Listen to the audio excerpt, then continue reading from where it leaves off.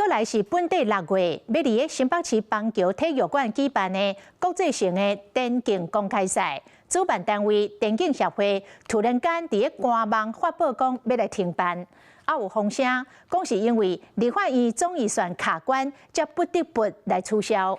運動部長李用今仔日表示，將會積極輔導協會申請基金的預算，希望要佇咧台灣舉辦的國際比賽，攏會當順利舉行。各國運動選手特別佇咧電競公開賽拼輸贏，今年賽事叫世界電競總會申請洲際巡迴賽金標籤，佇咧亞洲區敢若台灣、中國、以色列和印度摕到這個功行，想要到電競協會雄雄宣布停辦，講是因為總預算卡關，才會叫取消。昨天才知道田協決定的，我們會積極輔導他們去使用這個基金預算的部分。我當然還是希望說田協可以將這個比賽辦成。運動部長李用答應的做公親，袂予選手權益受到影響。不過，這當陣運動部拄到人事震動，佇咧立法院教文委員會備詢時，知影政務處長鄭世忠確定請辭，要登去國體大教冊。你的次長請辭，你也是跟我們同一時間知道，你覺得這樣合理嗎？跟委員您報告，那確實我是剛得知。這對你來說會是一個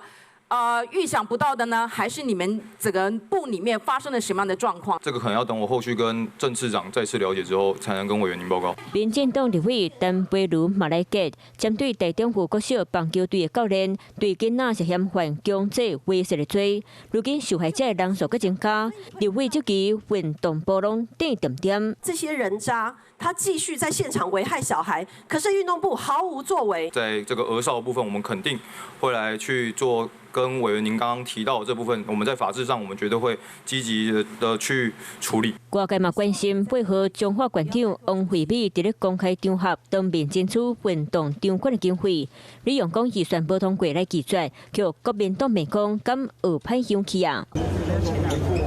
沒過不收就對了。你們不立案嗎？我有詢問縣長是否有正式發函，我跟縣長講是，如果正式發函，我們運動部都會入案。隔一天，閣一擺解說外洩的關係，李用上任打滿7個月，面對這隻風波，嘛是愛腳步徛在才有法度應戰。Hello， 我是林仙怡，想要搶先掌握最及時的新聞資訊嗎？趕快訂閱、按讚、開啟小鈴鐺，鎖定華視新聞 YouTube 頻道。